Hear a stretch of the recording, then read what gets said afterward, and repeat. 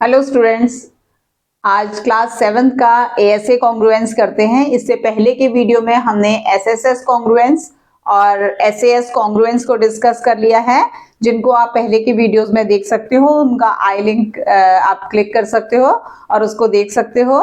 Congruence क्या होती है? कॉन्ग्रुएंस होती है कि दो कोई भी फिगर हैं, जब हम उनको एक दूसरे के ऊपर किसी तरह रखते हैं तो वो दोनों एक दूसरे को सुपर इम्पोज कर देते हैं। मतलब अगर हम ऐसे देखेंगे तो ऊपर वाला दिखेगा और नीचे वाला नहीं दिखेगा, ठीक है ना। उसको एक पर्टिकुलर ऑर्डर में रखना होता है, तो वही कॉन्ग्रुएंस है। सर्कल्स कॉन्ग्रुएंट हो सकते हैं जिनका सेम रेडियस हो, और स्क्वायर्स कॉन्ग्रुएंट हो सकते हैं जिनका साइड्स सेम हो, एंगल्स तो सेम होते ही हैं। तो कोई भी कॉन्ग्रुएंट फिगर जो है उसमें साइड्स और एंगल्स जो होते हैं वो इक्वल होते हैं, ठीक है। और अब हम एएसए कॉन्ग्रुएंस करेंगे। तो एएसए कॉन्ग्रुएंस से पहले एसएसएस कॉन्ग्रुएंस वो कॉन्ग्रुएंस थी जिसमें कि दो ट्राइंगल्स तब कॉन्ग्रुएंट थे जब उनके एक गिवन ट्राइंगल की 3 साइड्स दूसरे गिवन ट्राइंगल की 3 साइड्स के इक्वल थी। तो ये दोनों ट्राइंगल एसएसएस क्राइटेरिया से कॉन्ग्रुएंट थे। दूसरा हमने देखा था कि एक गिवन ट्राइंगल की 2 साइड्स और उनके बीच का एंगल अगर दूसरे ट्राइंगल की 2 गिवन साइड्स और उनके बीच के एंगल के इक्वल है तो ये दोनों ट्राइंगल कॉन्ग्रुएंट हैं। मैंने ये भी कहा था आपसे कि जब दो ट्राइंगल कॉन्ग्रुएंट होते हैं तो उनकी 6 चीजें इक्वल होती हैं, मतलब 3 साइड्स इक्वल होती हैं और 3 एंगल्स इक्वल होते हैं। लेकिन जब हमें प्रूव करना है तो हमारे पास 3 क्राइटेरिया ही काफी है, 3 चीजें ही काफी हैं, जिसके लिए हमने कहा था या तो दोनों ट्राइंगल की 3 साइड्स इक्वल हो तो एसएसएस हो जाएगा, दूसरा 2 साइड्स और उनके बीच का एंगल हो तो एसएएस हो जाएगा, और तीसरा अब हम जो डिस्कस कर रहे हैं एएसए, और जो एक अगला डिस्कस करेंगे वो है आरएचएस, ठीक है। तो हमने पहले बात की कि 6 चीजें इक्वल होंगी, अब हम बात कर रहे हैं 3 चीजें इक्वल हैं। तो एक बात ध्यान से आप समझ दो कि प्रूव करने के लिए ये 3 चीजें ही काफी हैं, और जब 3 चीजें हमें गिवन है और हम जब कॉन्ग्रुएंट प्रूव कर देते हैं कॉन्ग्रुएंसी, तो उसके बाद बची हुई 3 चीजें भी इक्वल हो जाती हैं, जिसके लिए हमने एक वर्ड कहा था CPCT, corresponding parts of congruent triangles, ठीक है। तो अब आज एएसए कॉन्ग्रुएंस को देखते हैं। अगर ये 2 ट्राइंगल हैं, ये मुझे 2 ट्राइंगल दिए गए हैं, कुछ भी आप इनको नाम दे दो अपनी मर्जी का, X, Y, Z and A, B and C, ठीक है। तो अगर ये साइड इसके इक्वल है और ये वाला एंगल इस वाले एंगल के इक्वल, इस वाले के इक्वल, और ये वाला एंगल इस वाले के एंगल इक्वल है, तो अब देखो मैं इस कॉन्ग्रुएंसी को कैसे प्रूव करती हूं। तो मैं सबसे पहले लिखूंगी इन triangle XYZ and triangle ABC, ठीक है। तो यहाँ पे मैं XYZ की चीजें लिखूंगी और यहाँ पे ABC की चीजें लिखूंगी, ठीक है। ऊपर हम किसी भी ऑर्डर में नाम लिख सकते हैं। तो अब मैं बोलूंगी कि angle Y equal to angle C and क्यों है ये, इसका रीजन है गिवन, ठीक है, गिवन है। उसके बाद angle Z equal to angle B, और ये भी गिवन है। आप ऐसे 2 कॉमा डिट्टो हम बोलते हैं वो लगा सकते हैं, ठीक है। तीसरा जो है YZ इक्वल टू BC, ठीक है, और ये भी गिवन है, ठीक है। अब हम कॉन्ग्रुएंसी स्टेटमेंट लिखेंगे। पहले ट्राइंगल का नाम लिखना है बिंदास और दूसरे ट्राइंगल का नाम अब पर्टिकुलर ऑर्डर में लिखना है। तो मैंने लास्ट क्लास में ये भी बोला था कि आप जब लिखते हो तो एंगल्स वाली चीजों को, एंगल्स वाली कॉन्ग्रुएंसी स्टेटमेंट लिखना ज्यादा इजी होता है। क्यों इजी होता है? तो जहां पे Y एंगल है वहां पे कौन सा होना चाहिए? C। तो Y बीच में है, मैंने यहाँ पे बीच में C लिख दिया, ओके। और जहां पे Z है वहां मुझे B लिखना है, तो ये मैंने B लिख दिया। बचा क्या? A, ठीक है।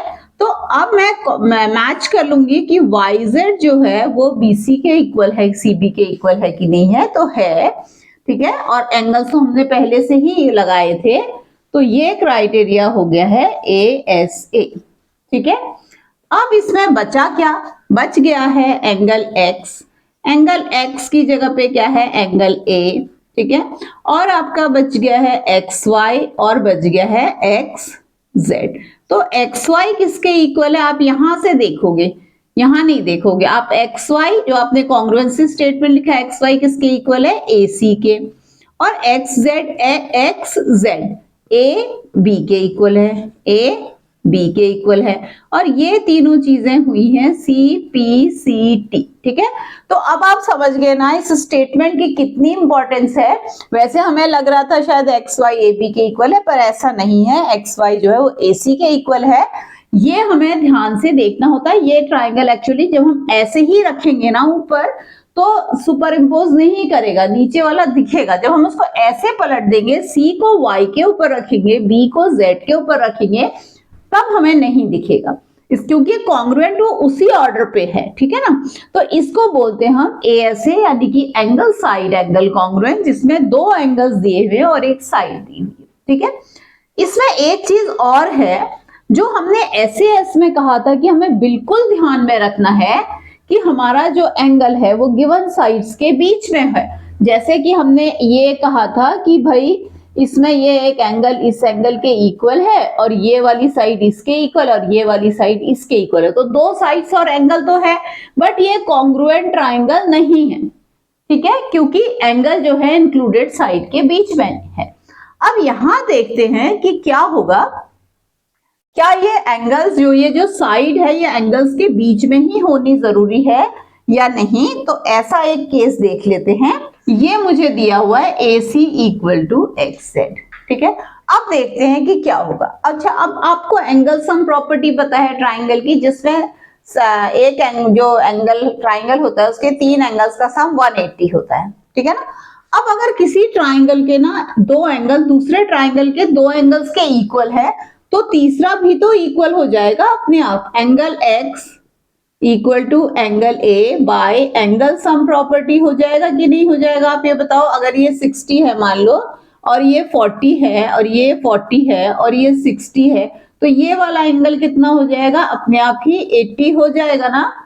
ठीक है, तो एंगल सम प्रॉपर्टी से तीसरा एंगल पर जब हम कॉन्ग्रुएंस लिखते हैं तो हम लिखेंगे in triangle XYZ and triangle ABC, ऊपर आप कैसे भी नाम लिख सकते हो, angle Y equal to angle C, angle Z equal to angle B and XZ equal to AC। तब हम लिखेंगे triangle XYZ equal to triangle Y की जगह पे आपका आ जाएगा C और Z की जगह पे आ जाएगा B, ACB। और ये A ऐसे नहीं लिखेंगे, AAS। AAS क्या है, angle angle angle side, angle angle side. ठीक है, या तो ये कर सकते हैं। ठीक है, और अगर आपको थोड़ा सा कंफ्यूजिंग लग रहा है तो आप ये वाला स्टेटमेंट यहाँ पे लिख सकते हो, ऐसे लिख सकते हो, this implies angle x equal to angle A। ये दोनों चीजें तो गिवन थी और ये ASP से आ गई। ठीक है, अब आप वो लिख लो, XZ equal to AC, triangle XYZ equal to triangle ACB by angle side angle. ठीक है, एंड फिर उसमें जो भी बचे हुए पार्ट्स हैं वो आपके CPCT से इक्वल आ जाएंगे। समझ में आ गया दोनों में डिफरेंस। ठीक है ना, ASA और SAS में सभी सॉरी ASA और हाँ SAS में भी आपको डिफरेंस आ गया है, और साथ में इसको कैसे लिखना है वो भी आपको समझ में आ गया। ठीक है, एक दो एग्जांपल्स और कर लेते हैं।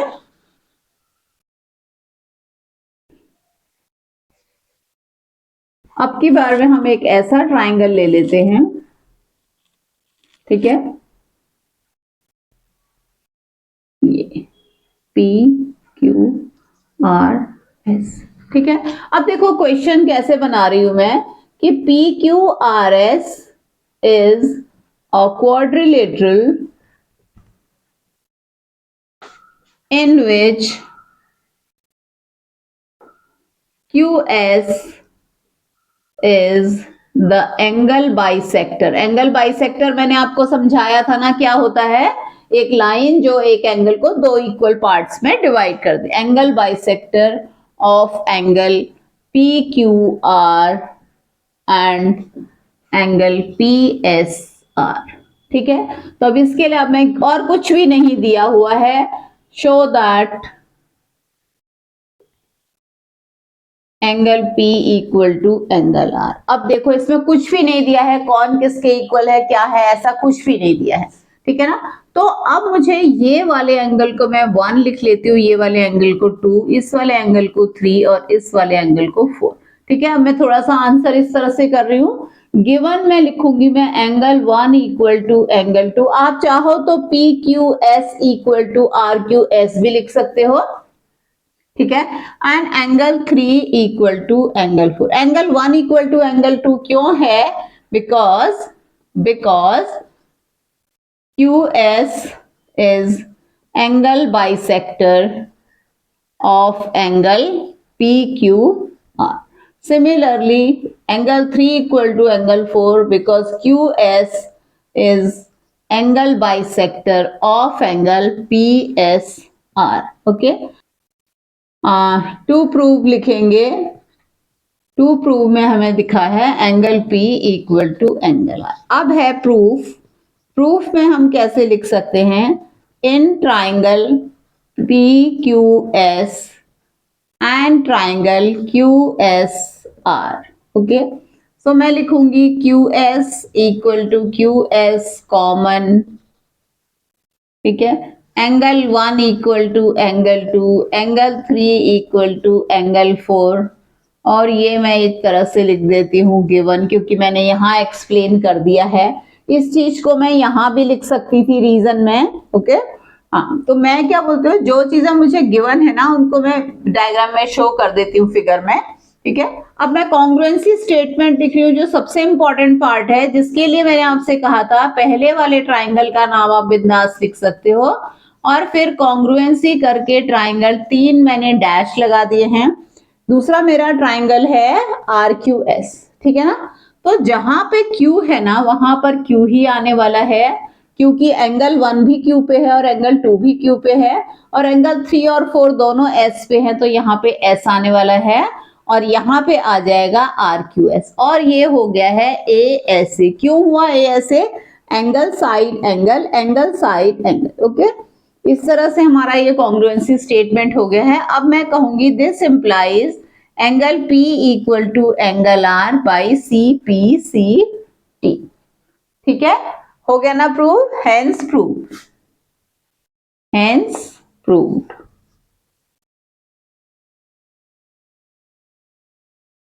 हेंस प्रूव्ड, ठीक है, डन। देख लो आप अच्छी तरह से, ठीक है। कोई भी डाउट हो तो आप मुझे पूछ सकते हो डाउट कमेंट सेक्शन में, और अगर पसंद आता है तो लाइक करो, शेयर करो, सब्सक्राइब करो, ठीक है। एक और एक क्वेश्चन करते हैं। सपोज करो ये ऐसे दो ट्राइंगल हैं, ठीक है, एक ही बेस पे हैं, ये है ABCD, ठीक है। ये एंगल मुझे दिया हुआ है 30 डिग्री और ये दिया हुआ है 40 डिग्री। सिमिलरली ये भी दिया हुआ है 40 डिग्री और ये भी दिया हुआ है 30 डिग्री, ठीक है। ये गिवन है। अब मेरे को इसमें प्रूव करना है, to prove angle A equal to angle D, ठीक है। तो इसके लिए हम कॉन्ग्रुएंसी प्रूव करते हैं, लिखेंगे in triangle ABC and triangle DBC। Remember ना कि हर शुरू में हम कैसे भी लिख सकते हैं नाम ट्राइंगल का, बाद में सही लिखना इंपॉर्टेंट है, ठीक है। अब इसको देख के थोड़ा मुश्किल लग रहा है, मैं इन दोनों ट्राइंगल्स को ना अलग अलग कर लेती हूँ। समझ लो ऐसे पकड़ के मैंने ऐसे कर लिया, ठीक है, ABC, और इस तरह से यहां पे बना देती हूं DBC, ठीक है। यहाँ पे B है, यहाँ पे C है और यहाँ पे D। अच्छा, इसका ये B एंगल कितना है? ABC का B एंगल है 70 डिग्री, ये रहा 70, क्यों 30 प्लस 40 70 डिग्री, और इधर वाला ये कितना है? ये रहा 40 डिग्री, ठीक है। और इस वाले का कितना है? ये वाला एंगल है 40 डिग्री और ये वाला एंगल 40 प्लस 30 70 डिग्री, ठीक है ना। अब इजी हो गया है, ठीक है। जितना आप प्रैक्टिस करते रहोगे आपको ये देखना आएगा अच्छी तरह से। तो इसमें मैं लिखूंगी BC equal to BC common, दोनों में सेम है, दोनों ट्राइंगल्स में। रीजन आपको लिखना जरूरी है, आधा नंबर रीजन लिखने का है। कोई भी चीज कहीं से टपकेगी नहीं हवा से, ठीक है ना। जो गिवन होगा या जो दिख रहा होगा, जो आप प्रूव कर सकते हो वो होगा। जो खाली दिखने से नहीं होगा कि डीसी और एबी इक्वल लग रहे हैं तो इक्वल लिख लें, ऐसा नहीं है, ठीक है। तो अब मैं लिखूंगी एंगल बी। अब मैं एंगल बी लिखूं तो सही होगा क्या? नहीं होगा, बिल्कुल भी नहीं होगा। मुझे एंगल बी नहीं लिखना है, क्योंकि बी पे ना 3 एंगल है। आप इस ट्राइंगल को देखोगे तो, इस फिगर को देखोगे तो, इसमें बी पे जो है एक तो एबीसी है, एक डीबीसी है और एक एबीडी, 3 एंगल्स हैं। तो मैं किस वाले एंगल की बात कर रही हूँ, ये दिख रहा है आपको, angle ABC equal to angle DCB equal to 40 plus 30 equal to 70 degree. इससे ना एक्सप्लेन हो गया मेरा कि क्यों। और ये मैं लिखूंगी इसका रीजन गिवन। कभी भी रीजन के बगैर आंसर नहीं लिखना है, ठीक है ना। अब दूसरा मैं लिखूंगी एंगल बी, नहीं लिखूंगी अभी भी। अभी क्या लिखूंगी मैं, ये एबीसी का मेरा, जो मैंने एबीसी के पार्ट इधर लिखने ना, एबीसी का ये सी एंगल, और कौन सा C angle, A C B equal to angle D B C equal to 40 degree, और ये भी है गिवन, ठीक है। अब मैं लिख रही हूं ट्राइंगल का कॉन्ग्रुएंसी स्टेटमेंट, जो सबसे इंपॉर्टेंट पार्ट है। इसके बगैर ना सारा सीपीसीटी और वो गलत हो जाएगा अगर आपने सही नहीं लिखा है, ठीक है। अब कैसे लिखना है, एबीसी का जो बी एंगल है ना, वही डीसीबी का सी है, तो बी की जगह पे मैंने लिखना है सी, ओके।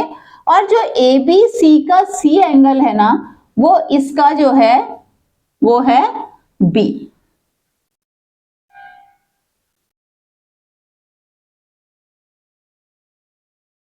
जो एबीसी का सी है वो इसका बी एंगल है, दिख गया। और तीसरा मेरा पॉइंट बचा है डी, ठीक है। और ये हो गया है A S A, angle side angle C, ठीक है। तो इससे क्या आ जाएगा, angle A equal to angle D C P C T. और सिर्फ यही नहीं, मेरे को ये भी पता चल गया कि A B equal to D C, ठीक है। और साथ में मुझे पता चल गया A C equal to B D, ठीक है। और ये भी हुआ है सी पी सी टी से, ठीक है। तो ये आपका आ गया है एंगल साइड एंगल वाला कॉन्ग्रुएंसी के क्वेश्चंस। और कैसे करने हैं,